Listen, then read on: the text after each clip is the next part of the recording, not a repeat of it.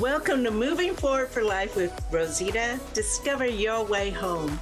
You know, one thing that is constant in life is there will always be change. And changes could be buying or selling a home, the loss of a loved one, marriage, divorce, it goes on. But when you find yourself on a new path, whether planned or unexpected, what you know is home is shaken or shattered. So this is clear. How you process a change will impact the trajectory of your life. Moving Forward for Life with Rosita starts now. Hey, and welcome to Moving Forward for Life with Rosita. Discover your way home. I'm Rosita, your host and founder of Moving Forward for Life. I have spent many painful years detached from my own identity, my home, the core of who I am and who God made me to be. I finally woke up and I went on my healing journey. And now I partner with women to help them determine what they need to come home, how they can get connected with who they are again. Now, home being the core of who you are, who you were made to be. So the topics of my podcast are all related to help you discover you, to help you find your purpose, get unstuck, and move forward to a life you desire and deserve. Mm-hmm. So today, I have with me Abbey Heagney. Did I say that right, Abbey? You sure did. Welcome. Thank you for being here. Thank you for having me. I'm excited. Oh, I'm really excited about this topic. Now, Abbey is a board certified health and mindset coach. That's huge. You have to go through a lot of stuff to get board certified. So I just want to give you much respect, Abbey. And if you could give us a snippet about yourself and you know, maybe even let's just go into your story, because today we're going to talk about the 3 tips to love the skin you're in, whether you're 0 size, plus 22, whatever it is, you are absolutely gorgeous and who you were supposed to be. So Abbey and I are going to talk a lot about the 3 tips. We're going to talk about the definition culture places on beauty. Mm-hmm. And then Abbey will share her story and why she got into this thing to begin with, into this type of coaching. And we'll share the 3 tips, or she'll share the 3 tips. I'll chime in from time to time about how to love the skin you're in. I'm so excited about this because this is huge for us as women, right? Mm-hmm. Yeah. And I love, everything that you're all about. I love that because as a health and mindset coach, that's exactly what I help women to do, is to feel healthy and confident in their own way, right? I think that's the biggest thing that we need to understand as women, is that there is some sort of version of healthy we all have in mind, but there's also what healthy really looks like for us and what confidence looks like for us. And we're all unique individuals. God gave us all different bodies for a reason. What works for one person doesn't necessarily work for another person. And it's really being able to step into that version of healthy and of confidence while living the life that you love. Too often we feel like we have to pull back on our lives in order to reach that level of, feeling our best or feeling most confident in our bodies. But we can do that without restricting food or without feeling like we need to do certain movements that maybe don't work for us, or exercise routines that don't work for us, or feeling deprived. That really just shuts us down and doesn't really allow us to live our lives fully. So I think we're very aligned, I think, in the way that we approach things, which will be really great for today's discussion. Absolutely. So let me start by saying that there has always been such a stigma, right, of what society deems as beautiful. Yeah. And this places so much pressure on us as women to fit the bill. I mean, I grew up in the 70s where we had the Farrah Faucet and the Sophia Loren and, Raquel Welch of all people, absolutely gorgeous women.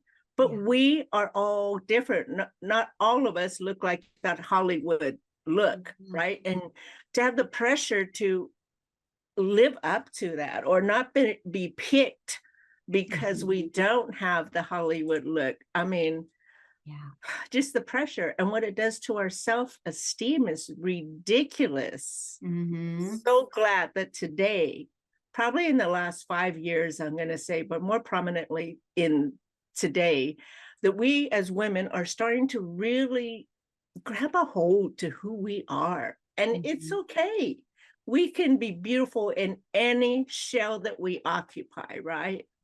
I mean, yeah. And I think there is a lot that's changing in the world in terms of the types of bodies that we see featured in magazines and movies. And, you know, that comes from anywhere from size to height to skin color and, you know, hair color, eye color, all of the things, right? We're seeing much more diversity in that. But I also think that with that, we are in this world of social media now where we have filters and everybody's showing their best life. And it can be so easy that even though the world is opening more up to what beautiful looks like, it can be so easy for us to place judgment on ourselves of what we have or how we look versus what somebody else is showing us. And so really recognizing how that is playing into your life and being able to pull back and come into who you are and feel proud of who you are and confident in who you are and what you have and what you have control over, because we have more control over things than we often realize that we do. And that'll play into, you know, the 3 steps that we're going to talk about in terms of building that confidence and that health for yourself. yeah, and I agree. There is so much more I guess internet type pressure. I'm losing the word right now, but you're right. The filters, you could be absolutely gorgeous with the smoothing and the all this and that. It's true. But when you know who you are at the core and you have a solid rock foundation, there is nothing that can kind of push you off of that rock. You're stable. You're set in that foundation. So no matter what anybody says or looks, yeah, we might fall into that. We're still human, you know, where we compare ourselves. But when we really get in contact with who we are, what we're made here to be, who the core, the beauty in our own selves, those are so minimal for me nowadays, you know, and because it's like, wow, look at her life. Oh, wow, how come I didn't? You're just wasting time, really. Yeah, go there sometimes, have your little pity party, but don't have it for long. Yeah. Like you said, you're human, right? We have a human brain that's going to try to tell us, you know, I reference a lot in my work our inner mean girl, right? And that's for men as well, but you know, for us women too, like we have this inner voice that wants to tell us we're not enough, that we can't do something, that we'll never be able to do that. We haven't done it before, so what makes us think that we're doing it now, or we messed up, or all of the things. But really, that's just human nature. Our brain does not like to change, or it doesn't like change. It doesn't, right. It doesn't like something different. It likes the comfort of what it knows, and it likes to stay within that, which means if you are uncomfortable being uncomfortable, you won't change yourself. You have to be willing to step into a little bit of discomfort, knowing that, hey, my brain's going to tell me that this isn't right, that this isn't safe, that I shouldn't be doing this. But if you don't step into that, you're never going to change. You're never going to build that confidence or create those habits that you want or fully live the life that you want to be living, because we're just stuck in this place of comfort.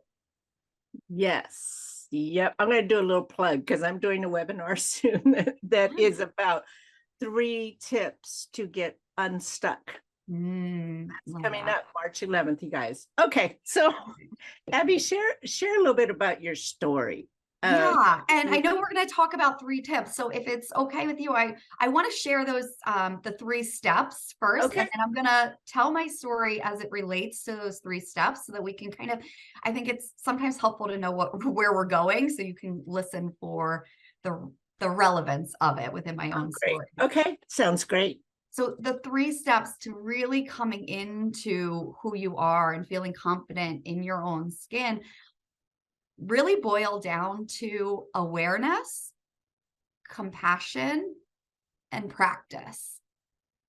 And when it comes to practice, I often think of like re-scripting or rewriting, and we'll talk about that too. But with those 3 steps in mind, my story really starts before I even knew it started. It started when I was about 12 years old. I was in gymnastics. I love gymnastics. It was something my best friend and I were in together. We would go, a couple times a week, and it was just the thing that I looked forward to. Loved my coaches, loved everything about it. One day, one of my coaches said to me a comment along the lines of, be careful that you don't gain weight. Gymnasts are meant to be small. And, I don't believe that he meant had any malicious intent around that. He may not have even realized what he was saying in the way that he was saying it. And, 95 out of 100 little girls may not have heard it or thought anything of it. But then there's a few of us that did hear it. And I was one of those little girls that took that comment and latched onto it. And I latched onto it so much so that the next 20 years of my life had that in my mind. I quickly grew to judging myself every time I looked in the mirror. I was looking at, what looks bigger today than yesterday? Where should this be smaller? I would, put my hands around my thighs and think, oh, well, yesterday I think I got up higher, so something must be wrong. I watched everything that I ate. This was back in the 80s, 90s. It was, no fat, then it was no carbs, then it was low calorie, and all of the things, right? I would go through magazines. I'd be so excited when I would see a new health related magazine at the store that was going to give me a workout routine to thin my legs or this to lose weight. And I would just curate all of those things, all of the meal plans, all of the exercises. And I, at like 12 years old, I had a binder in my room of all of the things that I should be doing. And I really lived my life in this space of should and shouldn't. And that came down to, again, the food that I ate. I'd go to a birthday party and not eat the cake. And I would, if I ate something that I didn't think I should be eating, I would go out and I'd run an extra mile. And movement for me was really about punishment for the things that I had eaten or the things that I hadn't done. And so I really grew up thinking that I was the healthy one. I was like, oh, but I watch what I eat and I do all of these workouts. And I just thought that this is what girls and women did. We watched what we ate. We worked out to stay small. We criticized ourselves, and it didn't hit me until I was pregnant with my son, who's now 8. It was my first child. And when I was pregnant, which is what my husband and I had wanted, I had this thought of, well, now I have to gain weight. And it was such a terrifying thought for so many reasons, but mainly because I had told myself all of my life that I can't gain weight. And now I was in a spot where I was going to be gaining weight. I wanted to gain weight. I had to gain weight for a healthy pregnancy, and because clearly a baby has to grow. And it just made me realize how unhealthy I had been, how I had spent 20 plus years of my life just in this negative space, this dark space. I had missed out on so much joy and opportunities and just living a life that really I truly loved, from a place of something was always wrong. I was always doing something that I shouldn't be doing or wasn't right, or was doing something when I should be, running or something else. Right. And so it really struck me then. And I knew in that moment that I wasn't the healthy person that I had been. And it was that awareness of, wait, something's not right here, that started this ripple effect that I was now able to create. So where I had a very negative ripple, I started to change that into a more positive spin on things, because I knew that if I wanted my child to be healthy, if I wanted my child to grow up with confidence and feeling like their body was exactly the body that they should have, and not having this poor relationship with food, and loving movement for the energy and the health that it brings us, it had to start with me. That's so interesting that it was during the time when you're pregnant, the emotions are high. Yeah. Right. So, I mean, you had an awareness as a child, but then and that's great. So you already had that ability to have, self-awareness. And then it shifted then to Yeah. a healthier awareness. That's awesome. Yeah. I had the awareness of what I was doing as a child. I didn't have the awareness of what it was doing to me. I didn't see both sides of it. And I think that's a really key part of awareness. And like you said, sometimes you get into those days where we have those negative thoughts, or we compare ourselves to others. But then you're able to kind of step back and see what the big picture, what's really happening, and be able to pull yourself out of that. I, growing up, only had that one track of this is what I should be doing, and anything beyond that was wrong. Yeah. And so bringing that awareness to, wait a minute, this isn't actually serving me. It's not helping me. It's not really making me feel good, because all I'm doing is judging myself. I'm judging everything that I do. I'm judging everything that I see in a picture or in the mirror came with a level of judgment. Yeah. I mean, women are really great with that. If we could Yeah, shift that to just, compassion, which is your next tip, is to exactly. have compassion for yourself. If we could switch it to that, Yes. that would be powerful. 100%, because what I learned is you have that voice inside your head that's going to tell you, oh, you don't look good in this picture, or you should look like this, or you shouldn't have eaten that, or you should. And to just be able to release the judgment and have compassion for what happened, what you did, or what you didn't do. Have compassion for what you're telling yourself about that thing, and have compassion for being able to leave that behind and to Yes. move forward, and to know that you have the ability to create anything you want in the world. And you have the ability to rewrite that story that you've been telling yourselves, and to rewrite those actions that you've been taking, which then goes into that third step of just learning how to practice these things. Practice the awareness, practice the compassion, and practice rewriting the story that inner mean girl is going to tell you. And it's going to feel uncomfortable. We've been telling ourselves certain stories all of our lives, and there are going to be days where that loud voice in your head is going to be the negative one. But have Yeah, compassion for that. Just know that it's there. I can change it. I can also allow it to be there, and I cannot listen to it. It's not facts. We think the stories we tell ourselves are that's good. facts. Yes, They're that's just sentences in our head, and we yeah, can change them. yeah, and we have the power to change them. Yes. Yeah. Because I talked about this in my last podcast, but I was reading this study. God, I got to find out the university that it was at, but we have 70,000 thoughts per day. 70,000. Yeah. Of those 70,000, 80% are negative. Yeah. So, I mean, we don't have time to talk about anybody else or worry about what somebody else is doing. We have the battle right here. Yeah. 70,000 thoughts, 80% negative. We have to replace those negative thoughts with a positive one.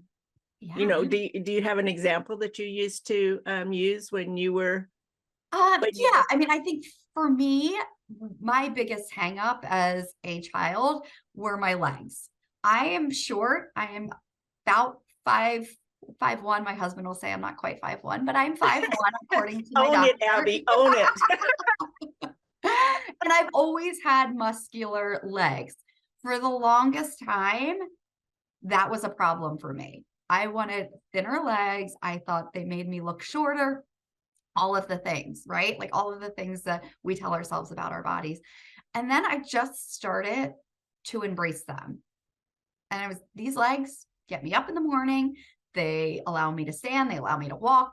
You don't even have to go to the positive. You don't have to go to, I love my legs. These are great. You can just go to what they do. And that's going to take you out of the negative spot. Yes, exactly. You accept it, have compassion for those thoughts, and just say, I'm not going to take those. I'm going to just bring it to what they are. And now I look at them completely differently. And yes, there are days that I judge them, or, I catch myself going back to those thoughts, but then I bring them back to how strong they are. And like, yes, I work out and I can lift heavy weights and I can pick my kids up and I can run with them and I can ride bikes around town with my daughter on the back, right? Like I can bring it back to what they allow me to do and all of the things that I'm grateful for them. Right. Yeah. Gratefulness Just makes making that switch. Huge difference to be grateful because, like some people don't have legs. Yeah. Yeah. Or they have to be in a wheelchair. Still have the legs, but they're in the wheelchair. I mean, there's so much to be grateful for. And for me, when I start with that, just as soon as I wake up, oh my gosh, thank you, Lord, for waking me up, because you don't have to wake up. Listen, my cousin died in his sleep. Yeah. Yeah. And, we just never know. Sometimes I'm just like, oh God, I made it. Thank you. Right. Yeah. And I think when it comes to our bodies specifically, like, have you ever noticed every mirror you look in, you look slightly different? You can look in, and even if you look in the same mirror in the morning, you put on a pair of jeans and you're like, yeah, I look good in these jeans, and you feel really confident. And then you catch yourself later in that same mirror and you're like, oh, you know what? It's not what I thought. Like, it's all because the image that you're seeing is in your mind. It's it's those 80% of those negative thoughts that you're latching onto. But there's 20% of those thoughts that are positive, that are motivating.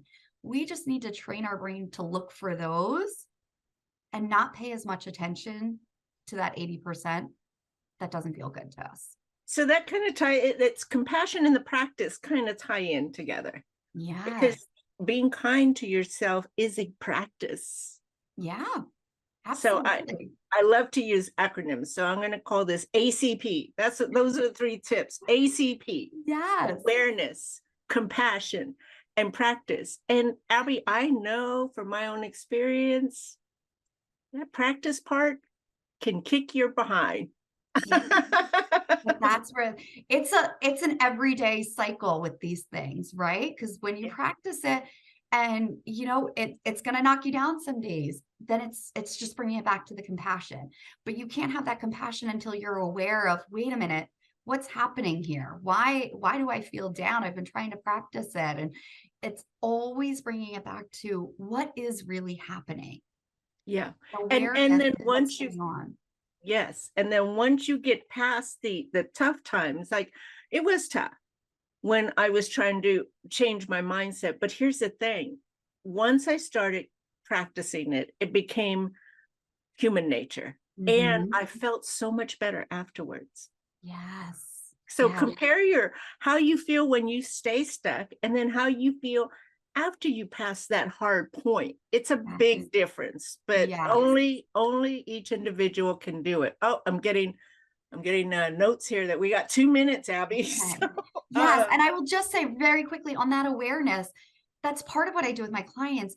It's noticing what is working, what's making you feel good, what inspires you, and what's not working, and do more of what is working. And start pulling away from what's not working. Start modifying the things that aren't working so they become the things that are working. Yeah. I mean, we are in charge of our story, ladies. So let's take charge. We take charge of everywhere else. Yes. We can take charge with ourselves. Yeah. So Abby, thank you Stay and so do. much. Thank you for, this has been so good. I think that we should get together and do a short on YouTube. I think it'll be really helpful for women because the awareness is just getting more and more. Yeah. And the power that we can connect to within to change our mindset is imperative. Okay, we got 1 minute. So how can people reach you, Abby? Yeah, I am most active on Instagram at Wellness with Abbey H, which is also my website. You can find me there. And if you're interested, I always offer free consultations to talk through where you are, where you want to be, and if my program and process is for you. Great. My website, if you need to contact me, is movingforwardforlife.com. There's freebies, life coaching products, coaching sessions. I'm going to leave you with this. Choosing the trajectory of your life is within your reach. You have a choice, so choose you.